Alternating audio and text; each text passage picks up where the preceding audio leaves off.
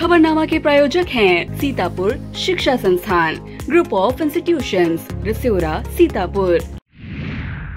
नमस्कार, मैं हूं निशांत गुप्ता। आप देख रहे हैं आई इंडिया। दर्शकों के अभिवादन के साथ शुरू करते हैं आई इंडिया का खास खबरनामा। सुर्खियों वाले खबरनामे का आगाज सीतापुर और लखीमपुर की बड़ी खबरों के साथ, फिर आपको प्रदेश की महत्वपूर्ण खबरों से भी कराएंगे रूबरू। आज के खबरनामे में सबसे पहले बात करेंगे रक्षाबंधन पर्व पर भद्रा का साया। दोपहर 1:30 पर बहनें भाइयों को बांध सकेंगी राखी। सीएम योगी ने स्मृति शेष अधिवक्ताओं के आश्रितों को प्रदान की सहायता राशि। फिर बात करेंगे 18 अगस्त की रात 12 बजे से महिलाओं को परिवहन बसों में निःशुल्क यात्रा का मिलेगा लाभ। खबरनामा के अंत में बात करेंगे सुप्रीम कोर्ट पहुंच सकता है 69,000 शिक्षक भर्ती का मामला। लेकिन पहले नजर सुर्खियों पर।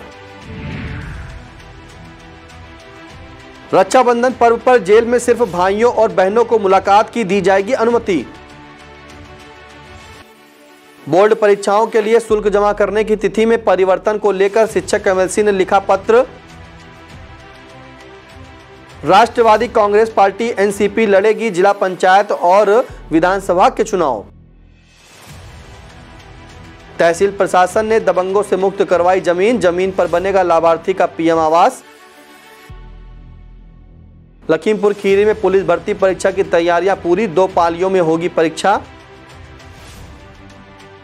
बसपा सुप्रीमो मायावती ने विधानसभा उपचुनाव के लिए घोषित किए प्रत्याशी। रक्षाबंधन पर्व पर पति ने अपनी ही पत्नी को बनाया सूपनखा। भूमाफिया से मुक्ति के लिए पीड़ित ने डिप्टी सीएम का रोका काफिला।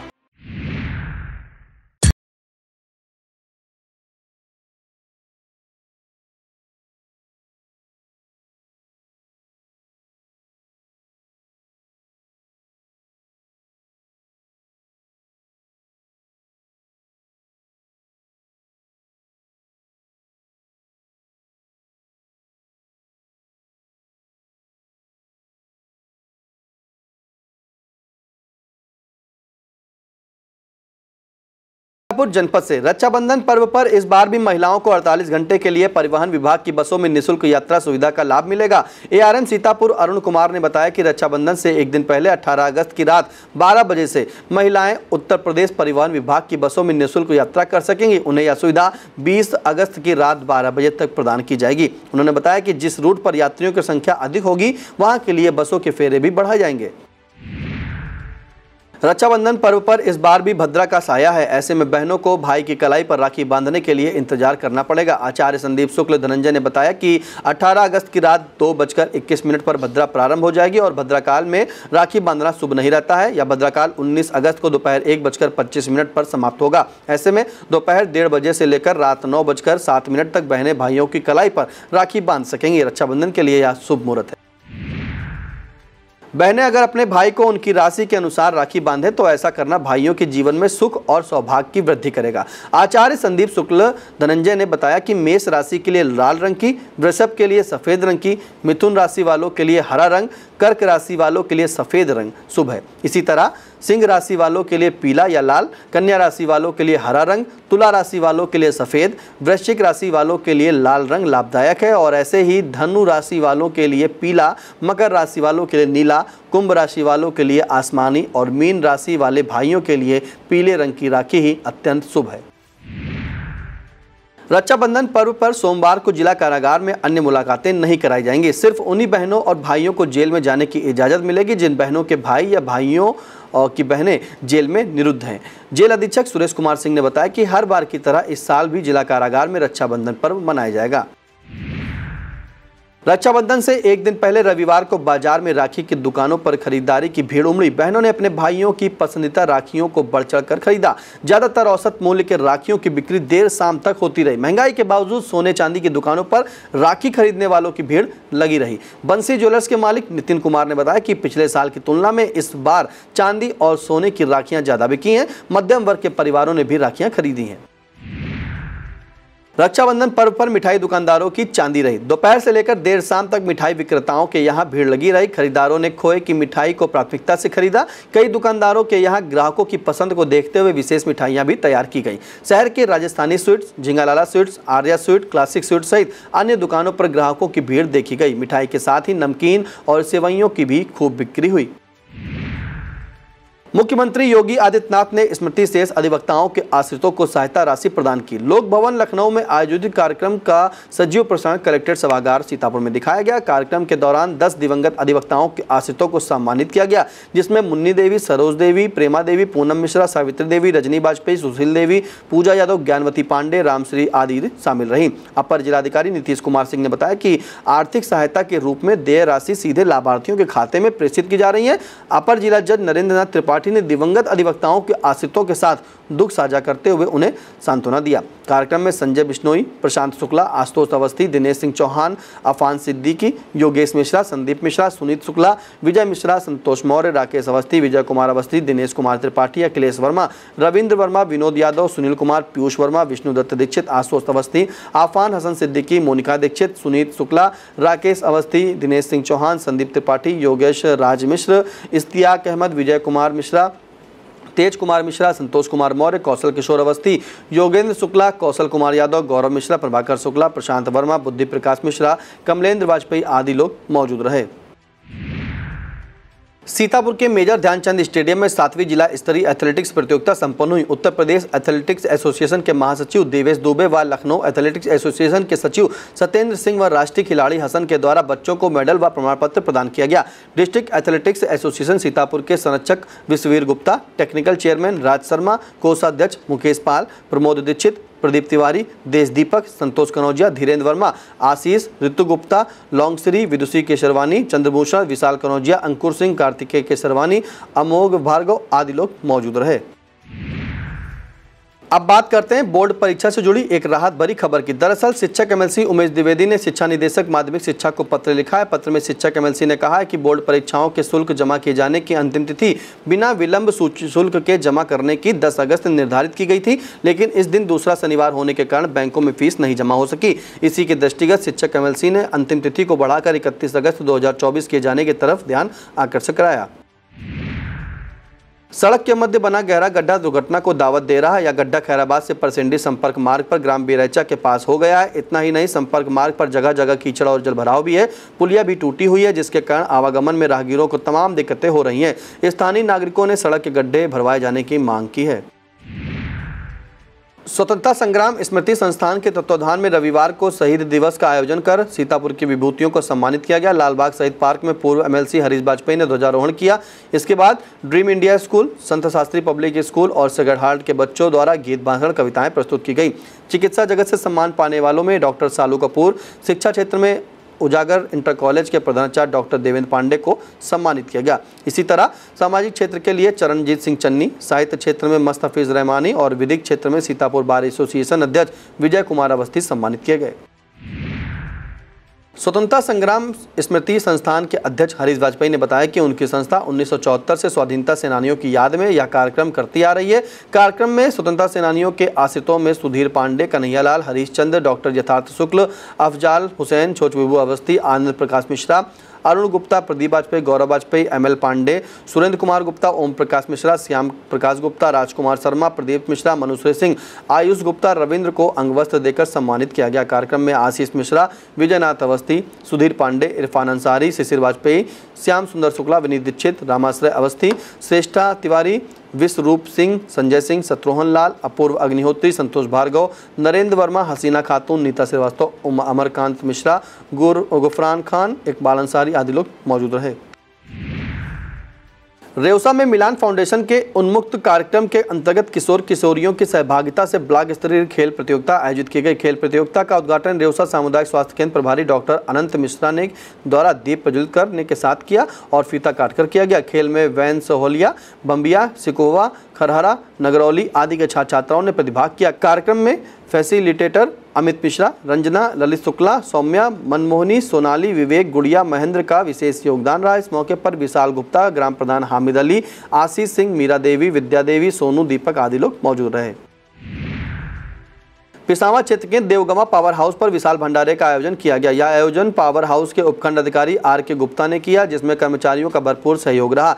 इससे पहले रामचरितमानस का पाठ हुआ। शिव मंदिर पर आयोजित कार्यक्रम में नीरज शास्त्री, अजीत कुमार, उमाकांत त्यागी, नितिन मिश्रा, देवेंद्र सिंह, आदित्य सिंह, राममिलन सिंह आदि लोग मौजूद रहे। महमूदाबाद कोतवाली इलाके में 11 माह पहले लापता बालक का सुराग अब तक नहीं मिल पाया है। मामले में पुलिस ने खोजबीन की है लेकिन सफलता नहीं मिल पाई है। बता दें कि महमूदाबाद कोतवाली इलाके के मिश्रिका गांव निवासी संतोष कुमार का 16 वर्षीय बेटा सुनील कुमार नवंबर 2023 से लापता है। यह घर से 5 नवंबर को निकला था, जिसके बाद घर वापस नहीं आया। राष्ट्रवादी कांग्रेस पार्टी एनसीपी के प्रदेश अध्यक्ष हरीश चंद्र सिंह ने प्रवीण कुमार सिंह को लखनऊ मंडल का प्रभारी नियुक्त किया है। उन्हें पार्टी को मजबूत करने की जिम्मेदारी दी गई है। कहा गया कि पार्टी 2026 में जिला पंचायत सदस्य और अध्यक्ष का चुनाव लड़ाएगी। साथ ही 2027 में होने वाले विधानसभा चुनाव में भी पार्टी प्रत्याशी उतारेगी। प्रवीण कुमार सिंह को प्रभारी बनाए जाने पर अभिषेक साहू, राजकमल सिंह, शिव पूजन गिरी, नसीम अहमद, अभय प्रताप सिंह, रोबिल पुरस्कर सिंह, ललित सिंह, संतोष रस्तोगी, अभिषेक सिंह, राजकुमार मिश्रा, सर्वेश यादव, कमला कोकिला, फातिमा मूलचंद, दीपू सिंह, अमित सिंह, प्रेम कुमार सिंह, सुधीर वर्मा, अजय मिश्रा, दिनेश प्रताप सिंह आदि कार्यकर्ताओं ने बधाई दिया है। सीतापुर पुलिस ने अंतरजनपदीय 2 अभियुक्तों को गिरफ्तार करने का दावा किया है। अपर पुलिस अधीक्षक उत्तरी प्रकाश कुमार ने बताया कि सीओ सदर संजीव कुमार त्यागी के नेतृत्व में कोतवाली देहात पुलिस टीम ने दुर्गापुरवा निवासी सिकंदर और अंकित रस्तोगी को बिजवार पुल के पास से गिरफ्तार किया है। गिरफ्तार किए गए अभियुक्तों के पास से सोने चांदी के आभूषण और नकदी बरामद हुई है। गिरफ्तार करने वाली टीम में उप निरीक्षक आशीष तिवारी, हेड कांस्टेबल राहुल भदौरिया, विनीत चौहान, जितेंद्र कुमार, शुभम कुमार शामिल रहे। सीतापुर शहर के प्रसिद्ध चिकित्सक डॉक्टर प्रमोद धवन की माता गंगोत्री देवी की आंखें फिर से दुनिया देखेंगी। बता दें, गंगोत्री देवी का निधन शनिवार रात हो गया था। उनके पुत्र डॉक्टर प्रमोद धवन, प्रदीप धवन, संजय धवन एवं अतुल धवन ने अपनी मां की अंतिम इच्छा अनुसार नेत्रदान करवा दिया। सक्षम संस्था के जिलाध्यक्ष संदीप भरतिया ने बताया कि आंख अस्पताल सीतापुर की डॉक्टरों की टीम ने मोहल्ला लोहारबाग पहुंचकर नेत्रदानी गंगोत्री देवी की दोनों कार्नियां सुरक्षित आई बैंक में रखवा दी हैं, जो जरूरतमंदों को निःशुल्क लगवा दी जाएंगी। नेत्रदान के समय मुकेश अग्रवाल, डॉक्टर गोपाल नारायण सहगल, डॉक्टर अनिल सेठ, डॉक्टर राजकुमार श्रीवास्तव, डॉक्टर विनोद त्रिपाठी, डॉक्टर तरुण सहगल, राजेश नारायण सहगल, मनोज टंडन, राहुल मिश्रा, श्याम जी रस्तोगी, पवन महावर, संदीप मल्होत्रा, राज नारायण सहगल, राजू धवन, पारस धवन, डॉक्टर तन्मय धवन, सुनील अग्रवाल, नामिंद्र अवस्थी, राजकुमार सरीन, बिंदु शेखर श्रीवास्तव आदि लोग मौजूद रहे। वक्त तो चला छोटे से ब्रेक का। आप देखते रहिए आई इंडिया।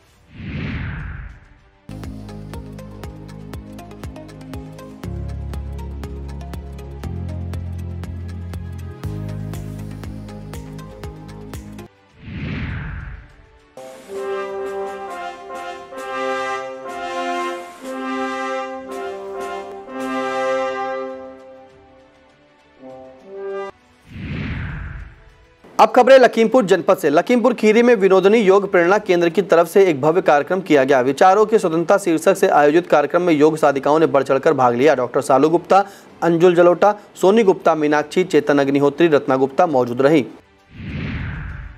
खीरी के चप्परतला पसगवां के जमुनिया सहबाज में स्वास्थ्य विभाग ने कैंप लगाकर ग्रामीणों का स्वास्थ्य परीक्षण किया। कैंप में आने वाले ग्रामीणों को निःशुल्क जांच करने के साथ दवाएं भी दी गई। विभाग ने यह कैंप क्षेत्र में बढ़ रहे बुखार के मरीजों को देखते हुए लगाया।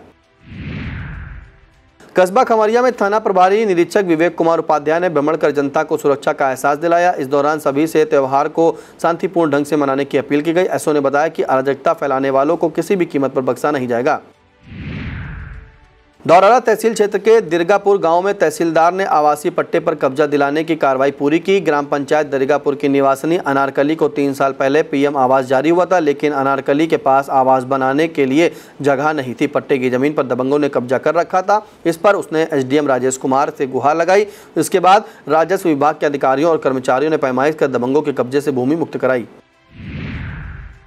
लखीमपुर खीरी पुलिस और स्वास्थ्य टीम ने चोरी करने वाले गिरोह के एक सदस्य को गिरफ्तार करने का दावा किया। पुलिस के मुताबिक गिरफ्तार किए गए आरोपी के पास से 1,14,000 की नकदी और सोने चांदी के जेवरात बरामद किए गए। गिरफ्तार करने वाली टीम में स्वास्थ्य टीम भी शामिल रही।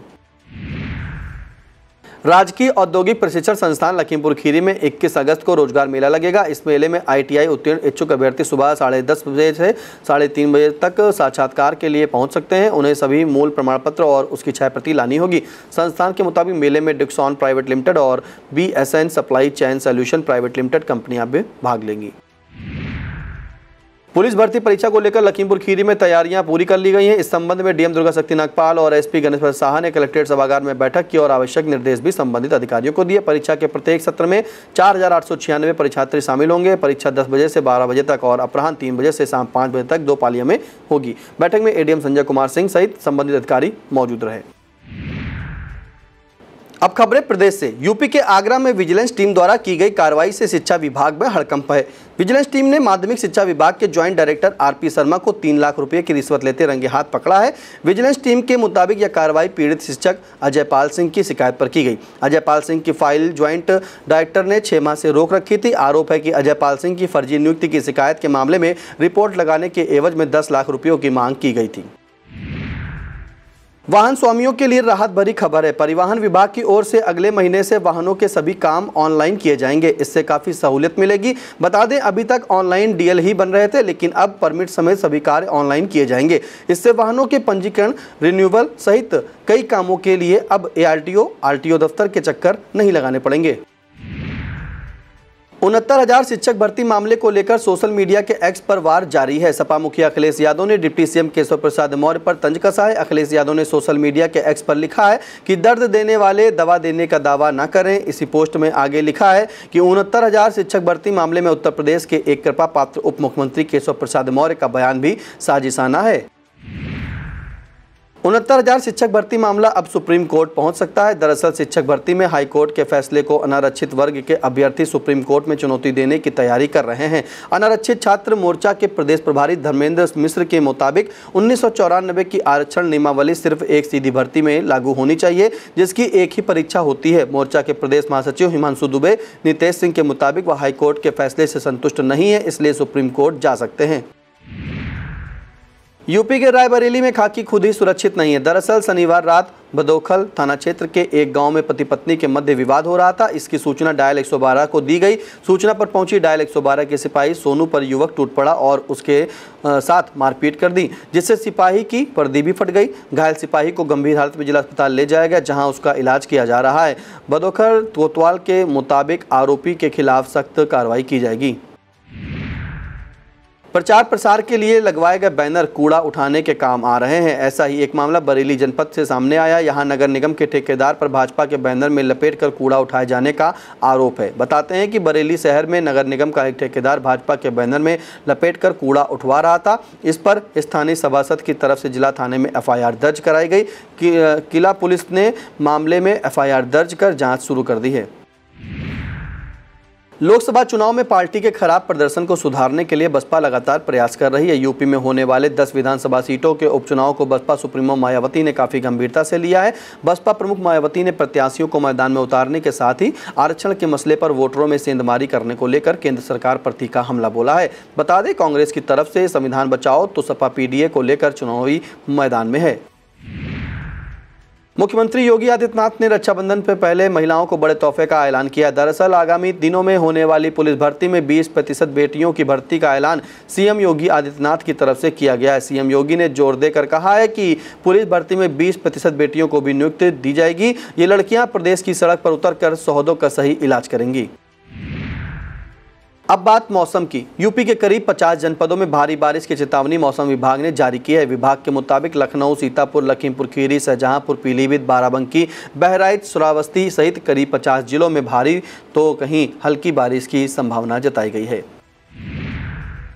परीक्षा में पेपर लीक, नकल की घटनाएं आम होती जा रही हैं। अब एक और परीक्षा में कॉपियों की अदला बदली का मामला सामने आया है। दरअसल यूपी पब्लिक सर्विस कमीशन द्वारा आयोजित पीसीएस जे 2022 की भर्ती की मुख्य परीक्षा आयोजित की गई थी। इस परीक्षा में कॉपियों की अदला बदली का मामला सामने आया है। फिलहाल यूपी पब्लिक सर्विस कमीशन में मामले के खुलासे के बाद संशोधित रिजल्ट जारी किया। लिखित परीक्षा में 5 नए अभ्यर्थियों को सफल घोषित कर इंटरव्यू के लिए बुलाया गया। इन पांचों अभ्यर्थियों के इंटरव्यू की नई तारीख घोषित की जाएगी। अगर इनमें से कुछ अभ्यर्थी इंटरव्यू में सफल हो जाते हैं तो अंतिम सूची को भी संशोधित करना पड़ेगा।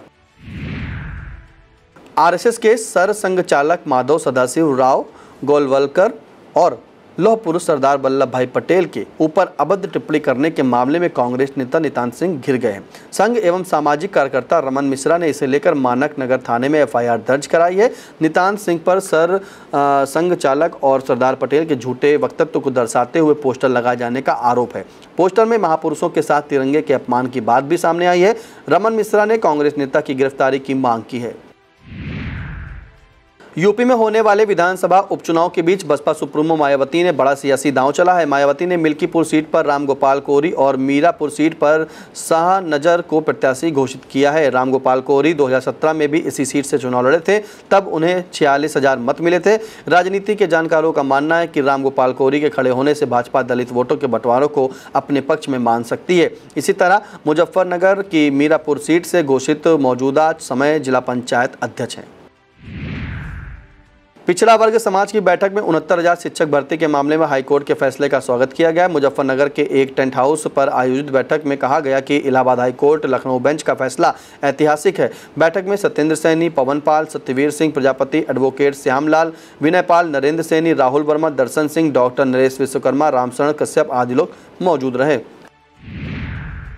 रक्षाबंधन पर्व पर पत्नी के मायके जाने की जिद पति को इस कदर नागवार गुजरी कि नाराज पति ने पत्नी की नाक ही काट दी। यह घटना हरदोई की कोतवाली देहात क्षेत्र से सामने आई है। बताते हैं कि क्षेत्र के गांव बनियानीपुरवा में अनीता पत्नी राहुल रक्षाबंधन पर भाई को राखी बांधने के लिए अपने मायके जाने की जिद कर रही थी। इस पर पति राहुल ने उसे मना कर दिया। इसी बात को लेकर दोनों में पहले बहस हुई, फिर गुस्से में आकर राहुल ने धारदार हथियार से अनीता की नाक काट ली और वहां से फरार हो गया। परिजनों के अनीता को जिला अस्पताल भर्ती कराया, जहाँ उसे लखनऊ रेफर कर दिया गया।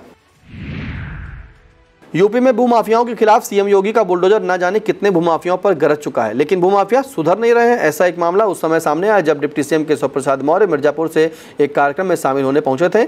इसी दौरान एक पीड़ित ने डिप्टी सीएम का काफिला रोक लिया। जिले के लालगंज में रहने के वाले परिवार ने डिप्टी सीएम को बताया कि पिछले कई वर्षों से वह अपने खेतों को जोत नहीं पा रहे हैं। उनके खेतों पर भूमाफियाओं का कब्जा है। फिलहाल डिप्टी सीएम ने भूमाफिया पर कार्रवाई कराने का भरोसा दिलाया। यूपी में सीएम योगी आदित्यनाथ और डिप्टी सीएम केशव प्रसाद मौर्य के बीच अक्सर अदावती की खबरें आती रहती हैं। लोकसभा चुनाव के दौरान भी संगठन बड़ा या फिर सरकार को लेकर काफ़ी चर्चा हुई थी, लेकिन इसी बीच रविवार को डिप्टी सीएम केशव प्रसाद मौर्य का एक ऐसा बयान आया है कि जिसमें सीएम और डिप्टी सीएम की अदावत की खबरों पर विराम लग सकता है। दरअसल मिर्जापुर में डिप्टी सीएम केशव प्रसाद मौर्य ने सीएम योगी की जमकर तारीफ की। उन्होंने कहा कि देश में पीएम मोदी जैसा और यूपी में योगी आदित्यनाथ जैसा और कोई दूसरा मुख्यमंत्री नहीं है। केंद्र की मोदी सरकार ने लेटरल एंट्री को बड़े पैमाने पर लागू करने का फैसला किया है। केंद्र सरकार ने साल 2019 में सरकारी नौकरशाही में बाहरी विशेषज्ञों को लाने का तरीका लाई थी, जिसे लेटरल एंट्री कहा जाता है। मोदी सरकार इसे फिर दोहराने जा रही है। इस बार लेटरल एंट्री के तहत सरकार का लक्ष्य संयुक्त सचिव, उप सचिव और निदेशक स्तर पर 45 डोमेन एक्सपर्ट्स की भर्ती करना है। सरकार के इस फैसले के बाद विवाद छिड़ गया है। सपा प्रमुख अखिलेश यादव ने से लेकर बसपा सुप्रीमो मायावती ने इस फैसले के खिलाफ मोर्चा खोल दिया है। यह था आज का खबरनामा। हमें दीजिए इजाजत। नमस्कार। खबरनामा के प्रायोजक थे सीतापुर शिक्षा संस्थान, group of institutions, Rasora, Sitapur.